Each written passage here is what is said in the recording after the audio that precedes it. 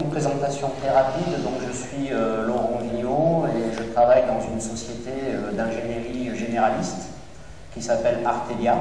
Vous allez voir souvent sur les slides le mot Artelia. Et Artelia, en fait, c'est une société d'ingénierie indépendante qui compte 2800 salariés et qui traite un petit peu de tous les sujets urbains et qui s'est organisée en particulier en trois grands secteurs métiers: le bâtiment et l'industrie d'une part, l'eau et l'environnement d'autre part, et puis la ville et les transports. Donc moi, je fais partie du secteur ville et transports, dans lequel donc, je dirige un département un petit peu atypique qui regroupe toutes les personnes qui ont un regard croisé sur la ville. Et à ce titre, on a plusieurs pôles dans ce département. Un pôle qui traite de la mobilité, un pôle qui traite du développement urbain, un pôle qui traite également du tourisme, du loisir et de la culture, et puis un pôle qui traite de l'environnement appliqué à la ville. Voilà, donc on s'attache tous les jours à essayer de croiser nos regards pour apporter à nos maîtres d'ouvrage, mais aussi à tous les gens qui nous entourent, un regard complet sur la ville, au sens large, et les transports. Et puis on a également dans le département un pôle spécifique qui s'occupe du management de projets urbains. L'idée étant que le discours que l'on développe dans les phases amont, on le gère jusqu'aux inaugurations, jusqu'à la livraison des travaux, de façon à s'assurer que la conception urbaine, telle qu'on la voit chez Artelia, on en assure la qualité jusqu'au bout. Voilà. Présentation très rapide. Le principe de la conférence, je crois, comme d'habitude, est de 3 quarts d'heure à peu près de présentation, et puis ensuite d'un débat. Si vous souhaitez m'interrompre pendant la présentation, je pense que personne n'y verra d'inconvénient. Tant que vous ne posez pas de questions, je déroulerai jusqu'au bout, et puis ensuite, si vous le souhaitez, on pourra débattre un petit peu. Voilà. Alors le titre aujourd'hui, c'est la ville compacte, ville durable. Et on va très rapidement donc se concentrer sur 3 grands sujets. Le premier sujet, c'est pourquoi faut-il densifier nos villes. J'ai intitulé la conférence Ville compacte, parce qu'on verra que la complexité, ce n'est pas que la densité, mais on va quand même s'attacher à ce mot aujourd'hui en particulier. On parlera ensuite pendant un petit quart d'heure de la façon dont on peut densifier, et là je vous relaterai en fait une expérience qu'on a eue sur l'île de la Réunion, où on a fait l'exercice, en fin de compte, un exercice assez original sur la durée et en liaison avec l'ensemble des acteurs et des élus locaux, ce qui nous amène aujourd'hui donc à développer un discours un petit peu atypique. Et puis en troisième lieu, on verra un grand sujet qui lui-même demanderait beaucoup de temps, mais qu'on va aborder très rapidement. C'est en fin de compte comment faire aimer la densité, puisque c'est évidemment le but final. Voilà. Alors, en préambule, je voudrais m'attacher à une date qui est très proche de nous, mais qui est très importante, c'est 2008 en fait. 2008, c'est une date particulière parce qu'en fin de compte, il y a 400 personnes qui se sont réunies à Vancouver. C'était à peu près tout ce que compte le monde comme grand spécialiste de la ville ou comme, on va dire, acteurs locaux ou élus des grandes agglomérations. Et donc la déclaration de Vancouver a acté, avec les Nations Unies qui organisaient l'événement, que pour la première fois de l'histoire de l'humanité, la moitié de la population vivait en ville. Voilà, donc c'est une date un petit peu clé dans l'histoire de l'humanité. Et il faut replacer cet événement en fait un petit peu dans une histoire très rapide de ce que nous sommes en fin de compte. Donc pour rappel, il y a 500 000 ans à peu près l'apparition de l'homme moderne, tel qu'on le connaît aujourd'hui. Pendant 490 000 ans, il n'a pas fait grand-chose, il s'est promené un petit peu partout. Ensuite, donc, il y a 10 000 ans, il a commencé à développer sa pensée abstraite. Il a commencé à se demander s'il ne pouvait pas vivre dans des petits villages. Il a mis ensuite 5000 ans à transformer ces villages en villes. Il en a profité pour inventer l'écriture, pour organiser l'espace. Les premières formes d'écriture étaient des cadastres. Et puis, il y a 3000 ans, il a fait de la ville, en fin de compte, un système de gouvernance, un système d'État, un système même d'empire. Voilà, et tout ça donc, a perduré jusqu'aux années 1900. En 1900, il y avait 10% de la population mondiale qui vivait en ville. Voilà, et puis ensuite, en 100 ans, on est passé à 50%. Et le principal aussi constat de cette conférence à Vancouver, c'est que la tendance ne va pas du tout s'arrêter. On est donc 50% de la population aujourd'hui à vivre en ville, on sera 70% très rapidement. Donc on est vraiment dans une courbe très ascendante du phénomène d'urbanisation. Voilà. Alors après, ces phénomènes, quand on les livre en chiffres très bruts, ils sont toujours très impressionnants. Hein. Aujourd'hui, la Chine construit à peu près l'équivalent de la France tous les ans. À l'échelle du monde, on construit l'équivalent de Paris tous les 15 jours. On sait à peu près que si on voulait héberger tous les nouveaux urbains dans des bonnes conditions, il faudrait construire à peu près 4000 logements par heure. Donc, à chaque fois qu'on traite des chiffres un petit peu comme ça en vrac, ça donne un petit peu le tournis aujourd'hui. Donc, on va pas faire ce type d'exercice très très longtemps. Hein. Simplement, on va essayer de prendre un petit peu de hauteur et de s'appuyer sur quelques points pour essayer d'y voir un petit peu plus clair sur des enjeux un petit peu spécifiques. Alors, juste pour résumer, le principal danger, en fin de compte, de cette urbanisation extrêmement rapide, c'est d'abord de générer de la pauvreté urbaine. Hein. Donc, on estime aujourd'hui qu'1 milliard de personnes sont mal logées en ville, mais on n'est pas très optimiste sur les échéances à court terme. Il y a également un grand sujet sur la périurbanisation, et ça c'est ce qu'on va développer aujourd'hui. Et puis on a aussi un troisième sujet, pour résumer, sur ces poches urbaines très monofonctionnelles en fin de compte, qui poussent un petit peu partout autour des grandes villes et qui posent d'autres interrogations. Ce que je voulais aussi dire tout à l'heure, quand je vous donnais quelques repères, c'est que c'est assez étrange malgré tout, mais on voit bien que l'explosion en fin de compte de l'urbanité dans le monde suit quasiment année par année le développement de l'automobile. Donc 1900, 10% d'urbain, une automobile encore balbutiante, 2008, 50% d'urbain, et un taux de motorisation qui a quand même cru, dans le même intervalle, l'automobile en fin de compte a accompagné cette évolution urbaine à travers le monde. Alors maintenant, si on se focalise un petit peu sur la périurbanisation, c'est-à-dire en fin de compte la ville pas dense, la ville pas compacte, on va détailler quelques idées. Donc d'abord, on a depuis quelque temps, une dizaine d'années maintenant, cette courbe qu'on appelle la courbe de Newman et Kenworthy, qui sont deux chercheurs américains. Et cette courbe, en fait, elle fait un parallèle en ordonnée avec la consommation d'énergie des transports et un abscisse avec la densité des villes considérées. Et on voit donc qu'il y a une corrélation directe, on s'en doutait un petit peu, mais ici elle est tracée, entre la densité des villes et la consommation. Et encore, on ne traite ici que des transports. Hein.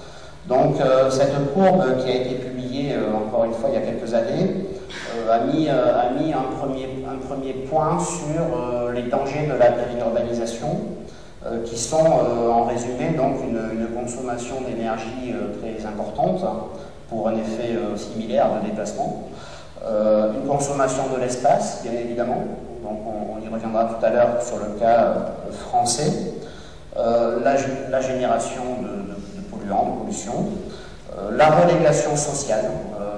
Alors là, on a une première alerte, par exemple au Japon, où on a une rétraction de certaines villes, c'est-à-dire des gens qui abandonnent les banlieues pour revenir au centre-ville. Donc c'est dû en fait, au vieillissement de la population du Japon, qui est un petit peu plus rapide qu'ici, et puis au fait, effectivement, qu'il commence à y avoir des personnes qui ne trouvent plus leur compte dans un emprisonnement, en fin de compte, de l'automobile pour l'ensemble des services urbains dont ils ont besoin. Donc voilà, et puis il y a surtout un dernier point que je vais développer tout de suite, qui est celui du coût. Parce que on parle beaucoup aujourd'hui de la périurbanisation sur les 4 premiers points, et par contre vous ne trouverez aucune étude, du moins en métropole, qui traite du coût de la périurbanisation. Alors je vais faire des petits parallèles avec la Réunion, puisque c'est là-bas qu'on a eu l'opportunité de travailler pendant 2 ans sur le sujet de la densité. Et aujourd'hui, voilà un petit peu ce qui ressort de la Réunion, mais je suis persuadé que c'est tout à fait transposable sur les enjeux métropolitains. Donc un premier constat sur la Réunion, c'est que pour quelqu'un qui choisit d'habiter quelque part, c'est toujours moins cher d'aller loin des centres-villes. On a la chance aussi à la Réunion d'avoir un observatoire des prix de l'immobilier très très pointu. Donc on a pu identifier pour un logement standard de 70 mètres carrés, l'économie pour un périurbain se situe entre 20 et 25%, c'est quand même pas rien. Donc, sur un budget global de 270 000 euros, ça va chercher dans les 50-60 000 euros. Donc pour un individu, il y a en fin de compte aujourd'hui assez peu de raisons, indépendamment de toutes les autres, d'habiter en centre-ville, pour des raisons budgétaires. Alors, cette économie, en fin de compte, elle est relativisée parce que si la personne en allant habiter loin, par exemple, a besoin d'une seconde voiture pour le conjoint ou la conjointe, cette économie, en fait, est effacée en 5 ou 6 ans. Donc c'est une économie à court terme. Bon, cependant, on sait tous qu'on n'a pas le même rapport à une dépense immédiate pour acheter un appartement qu'à la dépense d'une voiture qui est plus diluée, plus complexe et qu'on ne perçoit pas tout à fait dans sa complétude.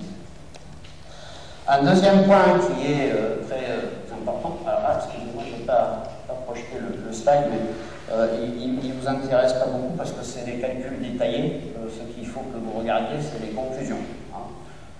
Deux mots sur la méthode. On a pris en fin de compte un appartement de 70 mètres carrés en centre-ville, en périurbain immédiat, c'est-à-dire à 10 km, et puis un à 30 km, pour comparer un petit peu les coûts. Premier constat, pour un individu, habiter loin du centre-ville est toujours une économie. Et ça, c'est vérifié partout dans le monde. Toutes les études qui ont été faites ailleurs l'attestent. Alors, le deuxième constat, c'est qu'en fait, cet individu fait une économie, mais c'est parce que tout le monde, toute la collectivité, assume les surcoûts qu'il génère. Par exemple, les réseaux, les voiries, le ramassage des scolaires, les services de police, les services de pompiers, les services électriques, toutes ces installations, en fin de compte, qui vont desservir un périurbain sont payées par l'ensemble de la collectivité. C'est le principe de l'égalité par rapport aux taxes et aux impôts de type foncier. Donc, c'est quand même un petit peu, il y a des pays qui commencent à regarder ça de près, une certaine injustice, parce qu'en fin de compte, les personnes qui individuellement font des économies, ben, c'est tout le monde qui supporte leurs surcoûts. Et à La Réunion, on a essayé donc de calculer ces surcoûts, réseau par réseau, et on arrive quand même à des deltas qui sont importants. Par exemple, pour les réseaux, vous voyez des surcoûts de l'ordre de 20 000 euros, d'un rapport de 1 à 5 pour équiper en fait ce fameux appartement de 70 mètres carrés en centrale par rapport au périurbain. Donc une première interrogation qui d'ailleurs revient régulièrement à l'Assemblée, dans les nouveaux textes, dans le Grenelle. Bon, c'est une toile de fond de ce souci, en fin de compte, du financement de la périurbanisation. Et puis, un troisième constat, c'est que l'ensemble de l'équipement de cette périurbanisation, il va falloir l'entretenir. C'est-à-dire qu'aujourd'hui, on tire des réseaux de voirie, d'électricité, etc. C'est des choses qui s'entretiennent, c'est des choses, si on ne les entretient pas, ça tombe vite en panne. Il faut tout le temps les retaper, les entretenir, les exploiter. Donc, cette exploitation, c'est à peu près, bon, pour La Réunion, 3,5%, tous les réseaux confondus, c'est 3,5% de l'investissement initial.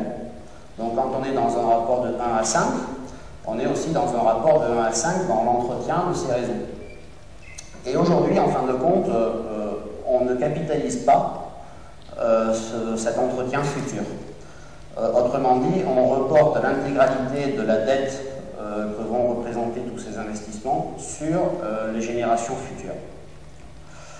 Donc, ça c'est extrêmement factuel. Comment est-ce qu'on a fait cette étude? On est parti en fait d'une étude qui a été faite en Belgique par l'Université de Liège et à Liverpool en Angleterre, parce qu'il n'y a pas d'étude française qui traite le coût de la périurbanisation. Enfin, maintenant, il y en a une, mais c'est à La Réunion, il faudrait un petit peu l'ajuster.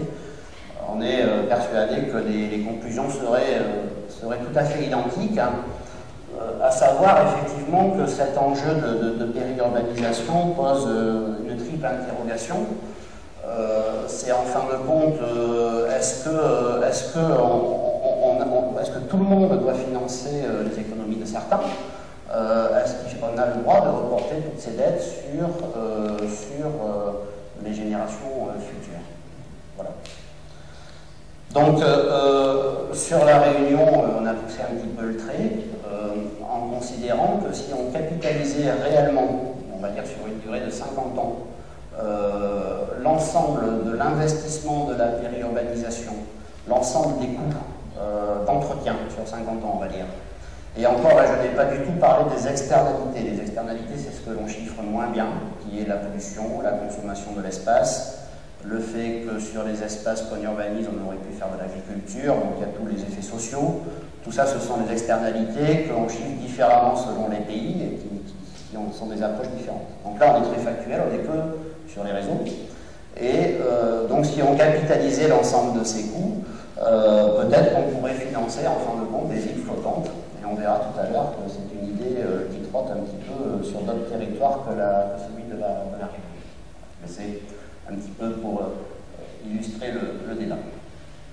Voilà, donc un premier point sur les enjeux de ces coûts de la périurbanisation, qui est très important, parce que c'est vraiment le fondement à la fois du système fiscal français lié à la propriété, lié au terrain. C'est aussi le fondement de l'ensemble de nos impôts, hein, qu'on paye tous. Et donc il y a un principe d'égalité qu'évidemment personne ne conteste, mais il y a aussi le fait que l'on est en train de financer, sans contrôle sur les générations futures, un développement urbain extrêmement désordonné et extrêmement coûteux. Voilà. Alors, bon, j'ai mis Indignez-vous en référence à un petit ouvrage récent que tout le monde connaît, donc de Stéphane Hessel. C'était pour un petit peu faire un clin d'œil.